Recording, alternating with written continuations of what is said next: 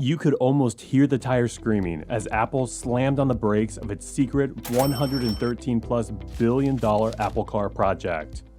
In a stunning reversal that left the tech and automotive worlds reeling, the industry titan abruptly abandoned its ambitious plans to build a groundbreaking electric vehicle after years of top-secret research and staggering expenditures. What could have possessed Apple, the company that revolutionized mobile phones, computers, and watches, to unceremoniously ditch its moonshot quest to upend the auto industry? The abandonment of Project Titan was as shocking as it was costly. A colossal $113+ billion investment down the drain, making it potentially one of the most expensive failures in corporate history. It all started with such a promise back in 2014, when Apple began stealthily hiring elite engineers, supply chain gurus, and automotive experts to spearhead a secret initiative codenamed Project Titan.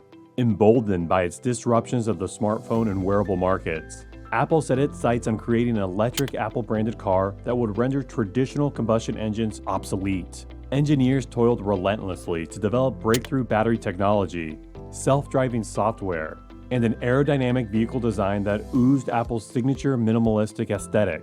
Looking at this project from the right perspective, we could say that the project struggled nearly from the start, with Apple changing the team's leadership and strategy several times. Lynch and Williams took over the undertaking a few years ago, following the departure of Doug Field, now a senior executive at Ford Motor Company. Compounding issues internally were the shifting strategies and personal shakeups at the top. Project Titan seesawed between efforts to build a full vehicle, partnering with existing automakers, or just focusing on self-driving software. At one point, over 1,000 employees were reassigned amid doubts about the feasibility of an Apple car. Despite poaching top automotive talent from companies like Tesla, Ford, and GM, the team struggled to piece together the puzzle of mass-producing a complex machine with moving parts on a totally new production line.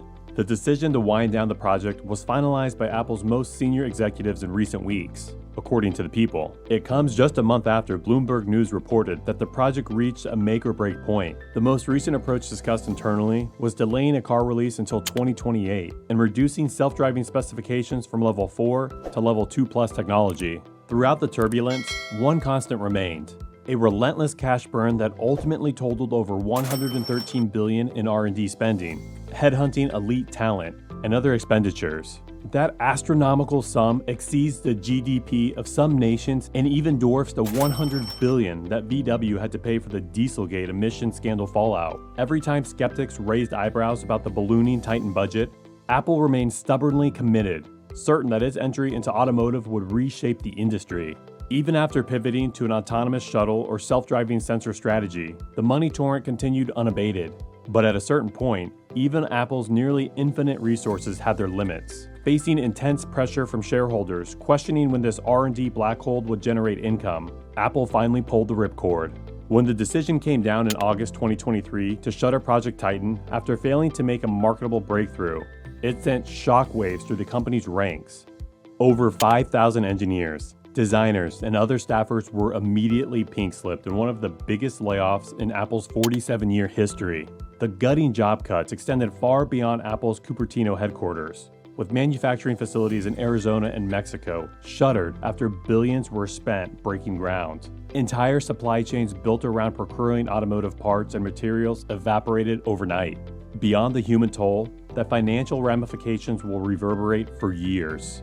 Apple was forced to swallow a jaw-dropping $87 billion write-down on Project Titan-related assets, putting a major dent in its cash reserves.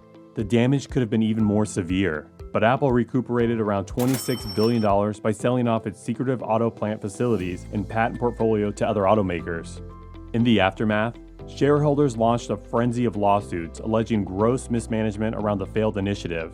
The SEC announced it would investigate whether Apple executives misled investors about Titan's viability. And to add insult to injury, the Apple Car became the punchline of jokes about Silicon Valley hubris.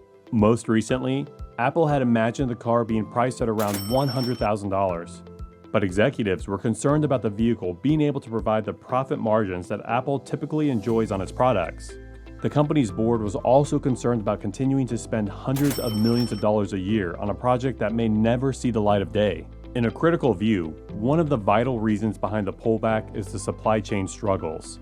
Apple had to construct an entire automotive supply chain from scratch for sourcing parts and raw materials like steel, aluminum, glass, and semiconductors. Managing such a vast global logistics operation for just-in-time deliveries was incredibly complex compared to Apple's existing consumer product lines. Also, gaps in automotive expertise is one notable problem with this project. Despite poaching top auto engineers from companies like Tesla, Ford, and GM, Apple still lacked key institutional knowledge around automotive manufacturing processes like stamping, welding, and paint operations perfected by legacy automakers over decades. Prototyping vehicle concepts is one thing, but scaling up to producing millions of cars annually with rigorous quality standards was a monumental challenge Apple seemingly couldn't overcome based on its existing consumer electronics operations. It's a wide evidence that the project lacks experts.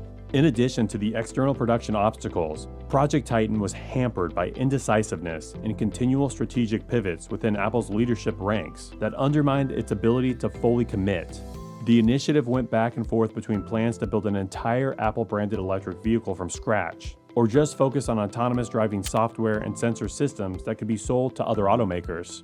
Furthermore, Project Titan was plagued by high leadership turnover as multiple managers were hired and then fired or reassigned, sowing chaos. Over 1,000 engineers were redistributed to other Apple projects at one point over muddled milestones. The multitude of reboots, strategy shifts, and personnel changes led to continually missed internal project deadlines and timelines that undermined leadership's credibility around Titan's feasibility. This also leads to various promises that never see the light of day. For example, Apple claimed its engineers were working on a revolutionary battery design with vastly greater energy density and charging speed to enable longer range. But after nearly a decade, no true breakthrough materialized to match the hype. For a company revered for innovations like the iPhone and MacBook Air that transformed entire industries, failing at an unprecedented scale stung. The demise of Project Titan raised serious questions about whether Apple had bitten off more than it could chew by taking on automotive manufacturing, an ultra-complex challenge far removed from its core consumer electronics wheelhouse. Apple's leadership team, no doubt, engaged in some intense self-reflection around what went wrong. Some felt the company's famed secrecy backfired by keeping Project Titan shielded from outsiders who could have provided crucial real-world manufacturing insights. There were also criticism that Apple's notorious penchant for over-engineered perfection led it down too many rabbit holes, chasing zero-compromise solutions. Others argued that Apple's ambitions were ultimately undone by Detroit's manufacturing might and supply chain mastery that couldn't be replicated from scratch. Transitioning from making curved aluminum laptop bodies to figuring out how to stamp automotive-grade steel into car doors is an entirely different ballgame, remarked one industry analyst. Although with the current trend and troubles around the EV industry, I believe Apple will not be the only one to break this kind of news. Many auto industry analysts have forecasted that the intense competition, technological demands, and massive capital requirements to manufacture millions of EVs could soon lead to consolidation. With over 487 EV companies registered in China alone, there are likely too many players chasing the same electric vehicle opportunities. Even some major automakers with gas-powered legacies could become acquisition targets, or be forced into joint ventures to share expensive battery investment burden. A company like Apple was unlikely to want to spend $113+ billion just to become a bit player or get absorbed into a larger entity. By canceling its automotive manufacturing ambitions, Apple may have been heeding the warning signs in the cutthroat EV industry that major shakeouts and failures are looming ahead. Pivoting its automotive efforts solely to software systems like self-driving AI may have been a prudent way to still participate without the gargantuan capital risks of being a full-fledged electric car maker. As Apple learned the hard way, actually producing next-generation EVs and cracking the automotive industry's code is a monumental challenge that even the most elite tech innovators and richest corporations can't easily solve alone. After burning through an epic $113+ billion, only to mercilessly cancel its electric car ambitions, one question remains.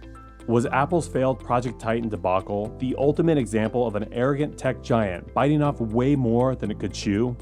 Or a bold, ahead-of-its-time gambit that, despite the costly belly flop, could ultimately pave the road for Apple's future automotive disruption down the line? What do you think? Let me hear you out in the comment section. Don't forget to subscribe to this channel and hit the thumbs up button. See you next time.